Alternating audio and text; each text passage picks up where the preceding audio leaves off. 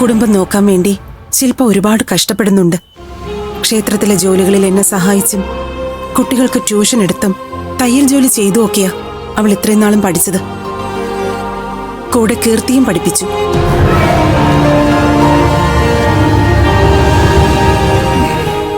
ശില്പയുടെ വിവാഹത്തിന് മുൻപ് കീർത്തിയുടെ വിവാഹം നടക്കുന്നതിൽ പ്രിയ ടെൻഷൻ അടിക്കേണ്ട കാര്യമൊന്നുമില്ല.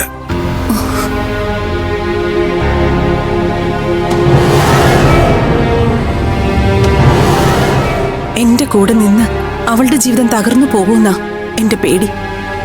അതെന്താ പ്രിയ അങ്ങനെ പറഞ്ഞത്?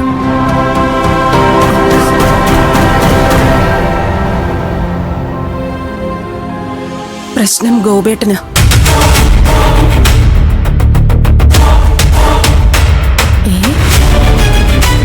സ്വന്തം ചോരയിൽ പിറന്ന മകളല്ലാത്തതുകൊണ്ട് ഗോപേട്ടന് ശില്പയോട് ഒട്ടും സ്നേഹമില്ല.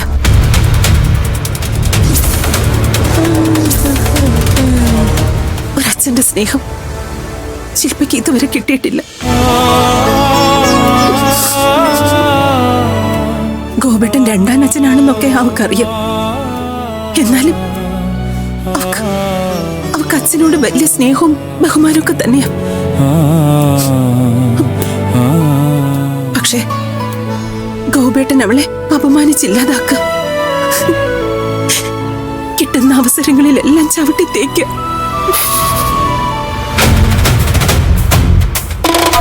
പ്രിയംവദയുടെ ഹസ്ബൻഡ് ശില്പയുടെ അകൽച്ച കാണിക്കുന്നത് ഒട്ടും ശരിയല്ല.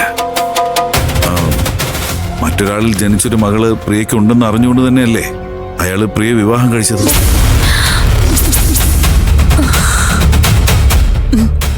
അതെ, എല്ലാം പറഞ്ഞിട്ടാ എന്റെ അച്ഛൻ വിവാഹം കഴിപ്പിച്ചത്. ആദ്യമൊന്നും കുഴപ്പമില്ലായിരുന്നതാ. കീർത്തി ജനിച്ചതോടെ ശില്പയോട് ഗോപേട്ടന് വെറുപ്പായി. അവളെ ഏതെങ്കിലും ഒരു അനാഥാലയത്തിൽ കൊടുക്കണമെന്നായിരുന്നു പിടിവാശി. ഞാനത് സമ്മതിച്ചില്ല. ആ ദേഷ്യ അവളോട് ഇപ്പോഴും കാണിക്കുന്നത്.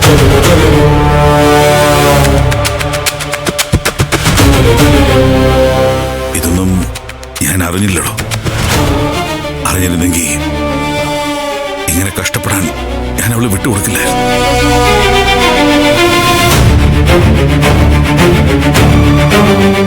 ഇനി ശില്പയെക്കുറിച്ച് ഓർത്ത് പ്രിയ വിഷമിക്കേണ്ടി വരില്ല. അവളുടെ കാര്യത്തിൽ എനിക്കുണ്ട് ചില ഉത്തരവാദിത്തങ്ങൾ. അത് ഞാൻ നിറവേറ്റിയിരിക്കും. എടോ, ഇതാ പഴയ സത്യന്റെ വാക്കാടോ.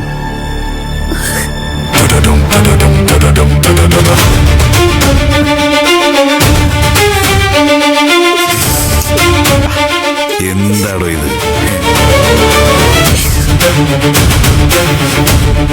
അരേ ഭഗവാൻ, ബോഡി ടച്ച് പാടോ.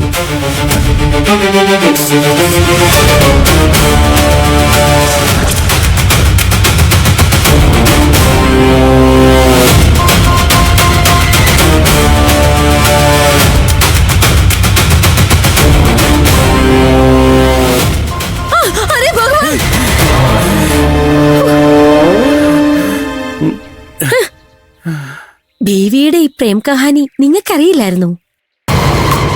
തുമക്കു പത്താ നഹി? എന്നോട് അവളുടെ അച്ഛനും കള്ളം പറഞ്ഞു. പ്രിയയുടെ ആദ്യ ഭർത്താവ് ആക്സിഡന്റിൽ മരിച്ചെന്നാ എന്നോട് പറഞ്ഞിരുന്നത്. തുമാരി ബേബി എന്റെ ഭയ്യയുടെ പുരാനി പ്രേമികയായിരുന്നു. Old lover. ആ പ്രേം കഹാനിയാ നമ്മളിപ്പോ കേട്ടത്. ആ പ്യാർ കാ പൂൽ, ആ പ്രണയത്തിൽ വിരിഞ്ഞ പുഷ്പമാണ് നിങ്ങളുടെ മൂത്ത ബേട്ടി ശില്പ, എന്റെ ഭയ്യയുടെ മകള്. ഈ ശാദി നടത്താൻ ഭയ്യ ശ്രമിച്ചത് എന്തിനാണെന്ന് ഇപ്പൊ എനിക്ക് മനസ്സിലായി. മുझे सब कुछ समझता. അച്ഛന്റെ സ്ഥാനത്ത് കാണണമെന്ന് ഭയ്യ പറഞ്ഞെങ്കിലും ഭയ്യ തന്നെ അവളുടെ പിതാശ്രീ.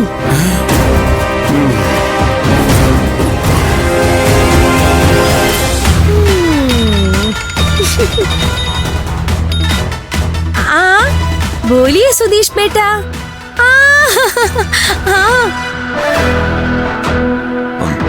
मैडम, മിഥുനെ ഫോണിൽ വിളിച്ചിട്ട് കിട്ടുന്നില്ല. അടുത്തുണ്ടെങ്കിൽ ഒന്ന് കൊടുക്കാവോ? ബേട്ടാ, മിഥുൻ ബേട്ട ഇവിടെ ഇല്ല.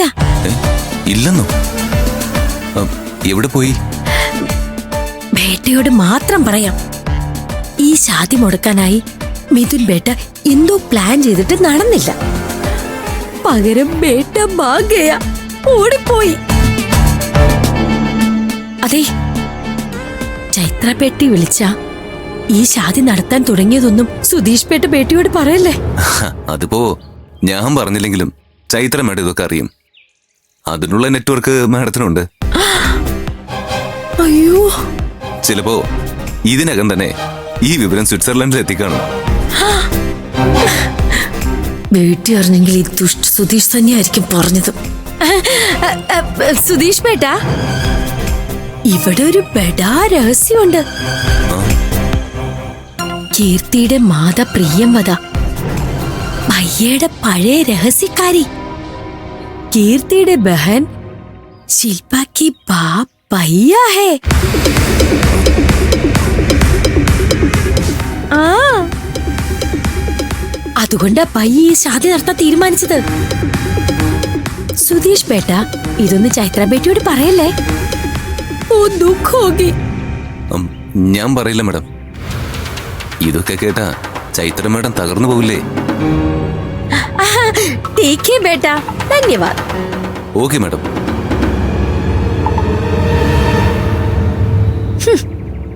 ലവലാതി ഇപ്പൊ തന്നെ ചൈത്ര ബേട്ടിയെ വിളിച്ച് പറഞ്ഞോളൂ.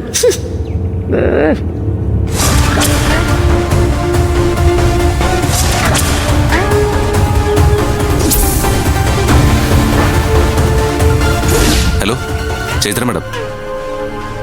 ചൈത്ര ബേട്ടി തിരിച്ചു വരുന്നതിന് മുമ്പ് ശില്പ ഭയ്യയുടെ സ്വന്തം ബേട്ടിയാണെന്ന് സാരി ദുനിയ അറിയണം.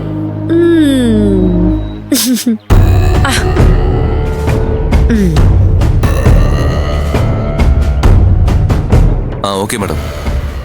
എയർപോർട്ടിലേക്ക് ഞാൻ കാർ അറേഞ്ച് ചെയ്യാം. കല്യാണം ഇനി നടക്കില്ല. എന്തെങ്കിലും മാറ്റം ഉണ്ടെങ്കിൽ ഞാൻ അപ്ഡേറ്റ് ചെയ്യാം.